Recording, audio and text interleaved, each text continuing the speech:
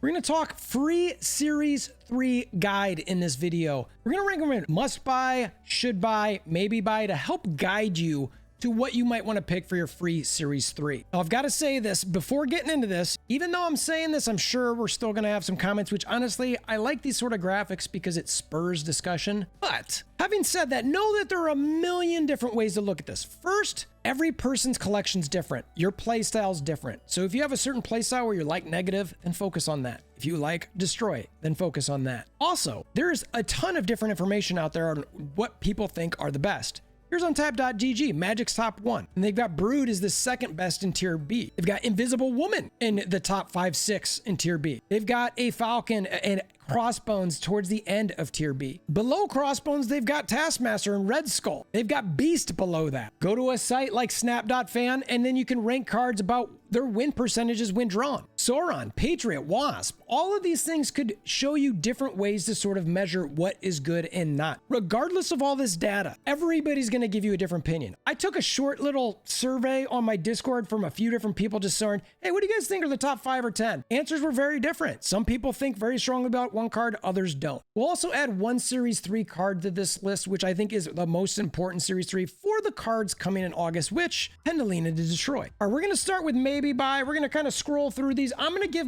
a little bit of an opinion as I go through these, just to give you an idea. Sad Arrow is at the bottom of this list. It breaks my heart, but she is just not played that often. She's not around very much anymore. She used to be very strong, but with a lot of people playing multiple cards on different turns, she's not really that great. Maybe if you're in a Sandman play or something like that, she'd be good for you. Rogue, with a lot of surfers out there, I think she's great, and with stealing any ongoing, she's arguably higher than this. Colleen Wing, I left on this list because she is a pivotal card in discard, and she had a pretty good win percentage.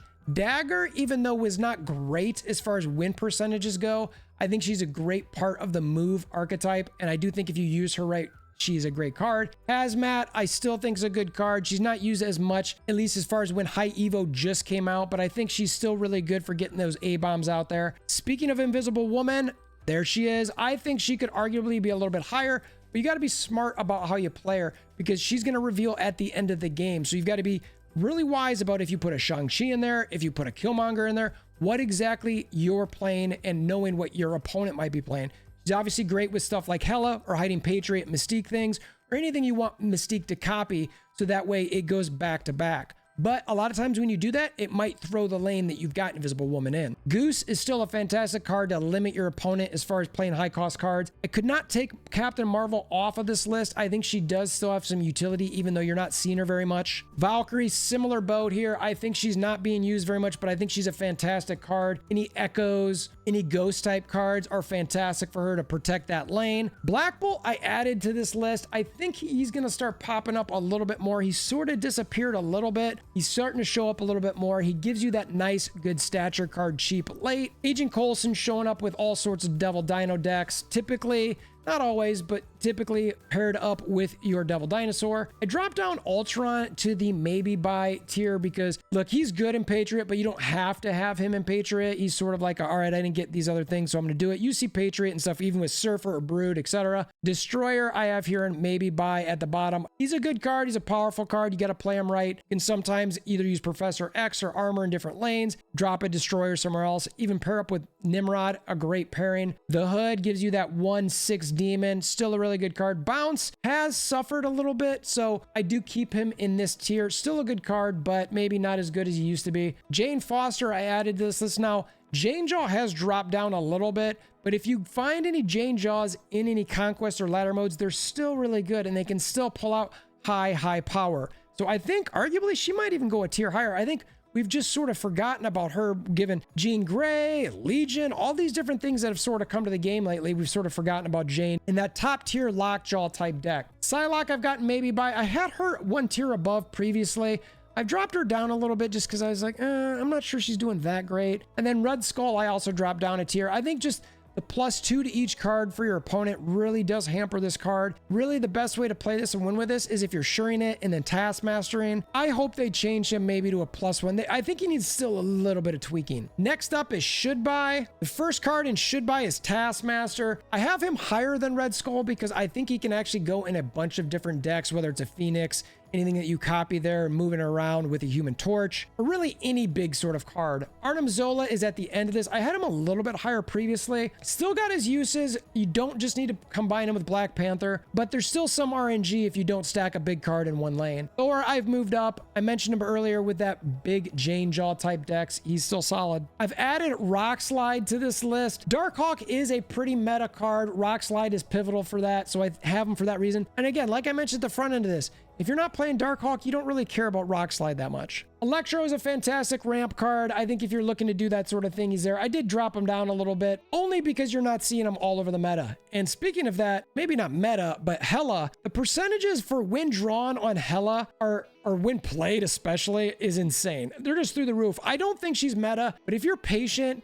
and know when to run and stay in games, she can win you a lot of cubes. So I put her up there. Luke Cage, I've dropped off significantly. You're not seeing as much negative affliction as you were. So I think Luke Cage can bring down one notch. If that meta comes back, I could see us moving him back up. Magneto arguably could be higher. One of the better 612s. You got to know how to play him right, because there are times where you can use him and he will cost you the game. Brood, a 3-2. You're seeing a ton of Surfer, like I mentioned earlier. Patriot, I think it's a great use. A lot of people storm it up, put Brood in there, Surfer it later. It's a really, really good lockdown. Wong, still a pretty solid card. You're seeing him quite a bit in that negative Surfer deck. I still think he's solid. Echo helps protect him a little bit. Patriot, still just a really good card. It's its own archetype. I think it's really good. It's never been top tier, but it's still good. Super Scroll, I just really big fan. You see those Living Tribunals, Iron Man's Onslaughts? Super Scroll. Super Scroll will help even the playing field. Sauron was a new add. Now, that was a tough card to add because he makes a good deck better. We were talking about this a little bit, but I think he makes that good deck so much better that he's worth putting on here. Potentially even higher. There are times when you run into these Sauron decks that you can't beat them because you can play your Ebony Maw late, you can play your Typhoid Mary without any punishment. Same thing with your Red Skulls. It is just a really, really good card to play. Sauron decks, fantastic. Try it out if you haven't yet, and if you have the card. Dracula, I've dropped down quite a bit, mainly because discard's fallen a little bit. But I'll admit, I played a deck earlier today that had stacked up a lot of hard cards, did really well. But I also didn't have Shang-Chi in my deck either, so that hurt. So Dracula, fallen a little bit, but mainly because I think not many are playing him. Daredevil. I've had Daredevil in must-buy forever. I dropped him down to should-buy, mainly because you're not seeing him used as much.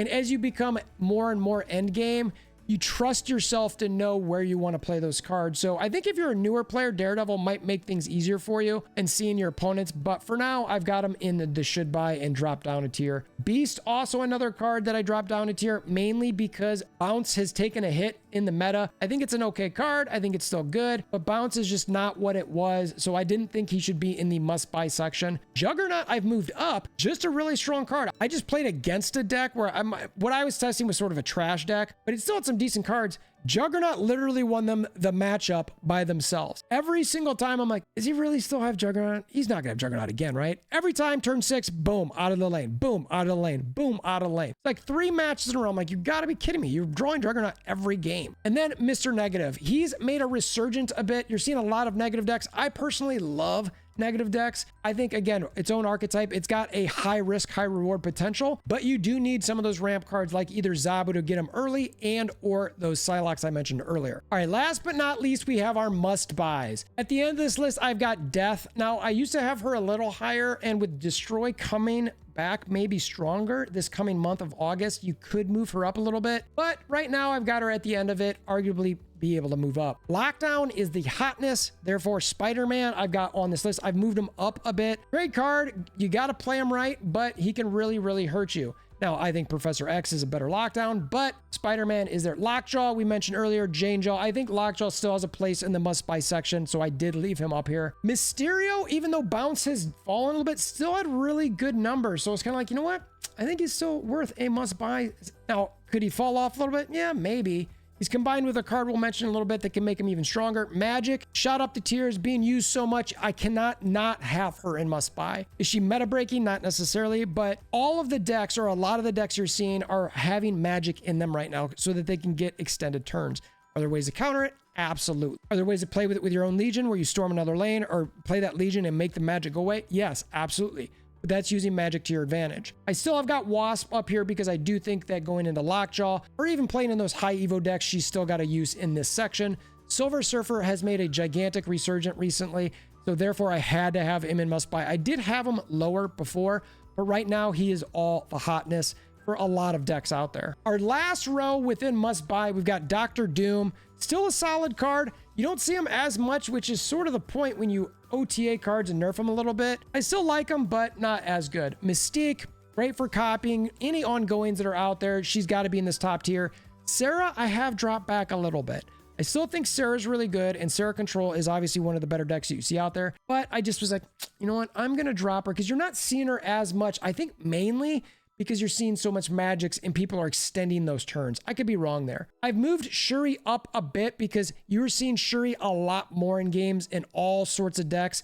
So I have her back in the must buy section. Before I had her lower because not as many people were using her, but now she seems to be getting a lot of use and really good. Next up is Bast. Arguably another card in bounce that you could drop down, but you could use bounce for all sorts of different decks, including using with Iron Man and increasing cards like I mentioned earlier, Mysterio. Bash can just, for one cost and no risk if you get it destroyed, can give you a lot of power. She-Hulk, another card in this Series 3 list, which is top tier. I was highlighting that Alex deck the other day. She-Hulk was a part of that. She's just super, super good. I absolutely love her, especially when you combine her with Moon Girl. Wave, still an insanely strong Series 3 card. Seen as much as you used to? Not necessarily, but still really, really good. I like the fact that you control it, and I'm very interested to see what happens with Mobius with this card as well. That's September though, by the way. And then I left the front section sort of blank because you know what? I used to have Sarah here, but I couldn't put a card what would be considered the first place because I will say that doing this tier list this time was by far the hardest I've had doing this because there's a lot of cards in this thing that are just like, they're all good. There's cards that are left off of, well, I really need that card that's on here. I get it. I absolutely get it. Now, let's add the one card I mentioned for the month of August. Given that August is a destroy month, we are going to add Venom to this list.